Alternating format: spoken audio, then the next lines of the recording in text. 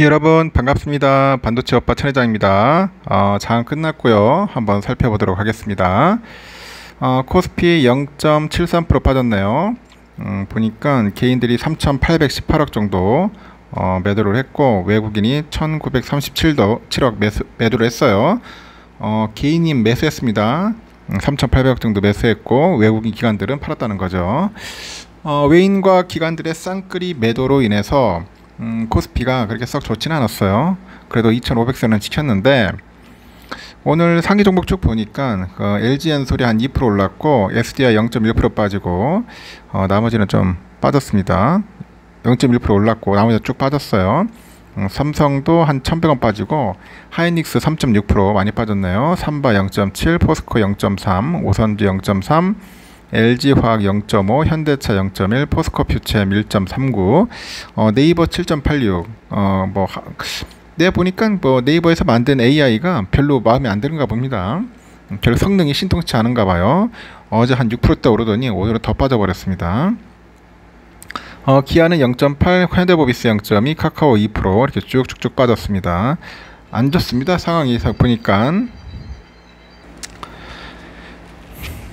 여전히 코스피는 종목들은 영 시원찮고요. 코스닥도 이렇게 썩 좋진 않죠. 0.16% 빠졌는데 코스피보단 나았습니다. 그래도 900선을 지키려고 하는 그런 모습은 보여요.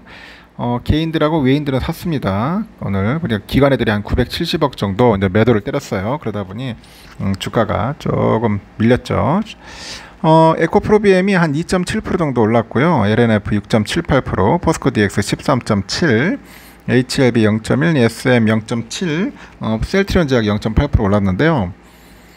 보니까 LNF가 좀 많이 올랐더라고요. 오늘 LNF가 무슨 특별히 좋은 소식이 있었는지, 오늘 보니까 LS 특별한 거 없는 것 같은데 내가 볼 때는 하여튼 오늘 아주 특이하게 좀 올랐어요. 올랐기는. 하여튼 에코 시리즈들이 조금 비실됐죠. 비실되고 포스코 DX가 좀 많이 오르더라고요. 보니까 포스코 DX가 눈에 좀 띈 것 같습니다. 나머지 종목들은 그렇게 크게 돋보이는 건 없었던 것 같습니다. 하여튼 재미없었어요. 일단은 오늘 중국 본토의 상하이 지수는 전 거래일 대비 0.59% 정도 하락을 해가지고 3064.07로 거래를 마쳤는데 선전의 성분 지수가 1.23% 내려서 1130.47을 나타냈습니다. 중화권의 홍콩 항생도 1.4% 떨어졌고요. 일본 니케이 지수하고 한국 코스피 지수는 각각 2.05, 0.73% 정도 각각 하락을 했는데요. 호주의 ASX 지수의 경우에 전 거래일과 비교를 해보니까 0.93% 정도 하락을 했네요. 아시아 증시는 간밤에 미국과 유럽 증시 약세 영향을 그대로 받았습니다. 뉴욕 증시에서 다우 지수가 한 1.08% 내렸고요. S&P 한 1.35% 떨어졌네요. 독일의 닥스 30이 상공지수하고 프랑스 CAC 40지수도 각각 0.68, 0.44% 하락을 했습니다. 안 좋습니다. 제롬 파월 연방준비제도 의장의 잭슨 홀 심포지엄 연설이 다가옵니다. 시장의 긴장감이 현재 만연해 있어요. 저 아저씨 입 한마디에 또 주가가 또 완전 날뛰게 할 겁니다. 시장은 파월 의장의 여러 가능성을 열어놓고 있는데 중립적인 언급을 할 것이라는 데 기울어져 있고 지난해처럼 강경 매파 발언을 통해서 시장을 흔들지는 않을 거다 그런 이야기도 있습니다. LPL 파이낸셜의 퀀시 크로스비 수석 전략가도 파월 의장은 좀 더 매파적으로 발언하고 싶을 것이라면서도 지난해 같은 일을 반복하고 싶지는 않을 거다 그런 얘기죠. 그러나 혹시 모를 매파 발언 가능성에 투자들은 일단 움츠러들고 있어요. 지난해 파월 의장은 경기 침체를 감수하고서라도 물가를 잡겠다고 했고 예기치 못한 매파 기조에 뉴욕 증시가 큰 폭으로 한번 떡락을 했죠. 중국의 증권감독위원회가 있는데 금융기관 임원들을 대상으로 세미나를 열고 주식 투자를 늘릴 것으로 촉구했다는 소식도 있어요. 중국의 증시 부진을 어떻게든 만회해보려는 고육직책인데 블룸버그에 따르니까 이번 세미나에 연기금, 대형은행, 보험사 등이 참여한 것으로 알려졌다 그럽니다. 이제 공산국가는 그런 게 좀 좋은 것 같아. 야 모여, 니들 주식 팔지 말고 사, 닥치는 대로 사, 그렇게 명령을 할 수도 있어요. 안 들어? 그러면 알잖아요, 여러분들. 공산당 그냥 잡아 넣는 거죠. 그게 또 공산당의 또 장점 아니겠습니까? 참 아주 재미있는 공산당입니다. 이제 그런 상황들이 지금 펼쳐질 것 같아요. 펼쳐질 것 같고, 오늘 보니까 국고채 시장이 약세로 마감을 했네요. 제롬 파월 연방준비제도의 이사회 의장의 잭슨 홀 회의를 경계를 하면서 그간의 채권 가격 상승분을 반납하고 이번 주 초에 그 수준으로 이제 회귀를 했습니다. 국고채 10년물은 하루 만에 3.9%대 올라섰고, 채권 금리 상승은 채권 가격 하락이죠. 10년물 국채 선물 가격 추이를 쭉 보니까 아직 흥미로운데, 국고 3년물하고 5년물 금리는 각각 전 거래일 대비 3bp 정도, 4bp 올라서 3.789, 3.843%예요. 장기물 보니까 10년물은 5.7bp 올라서 3.935%를 기록했고요. 20년물은 5.2bp 올라서 3.891, 30년은 5bp 올라서 3.834%로 마감을 했고요. 이번 주 초 수준으로 이제 회귀한 것 같아요. 보니까 국내 채권 10년물 11.9bp에서 보니까 14.6bp로 확대됐다고 하는 것 같습니다. 국채 선물도 하락 마감을 했네요.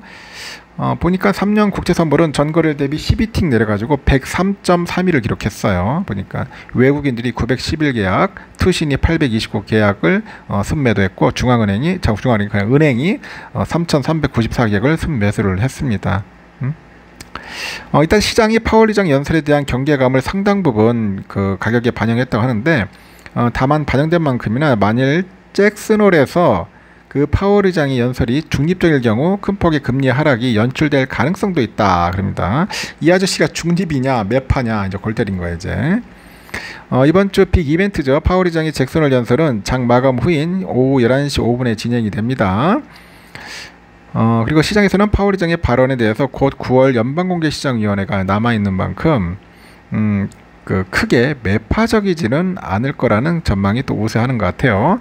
한편 이날 그 CD 91일물, 기업어음 91일물 금리는 전거래가 같은 3.690, 3.990%에 각각 마감을 했다. 그렇게 보시면 될 것 같습니다.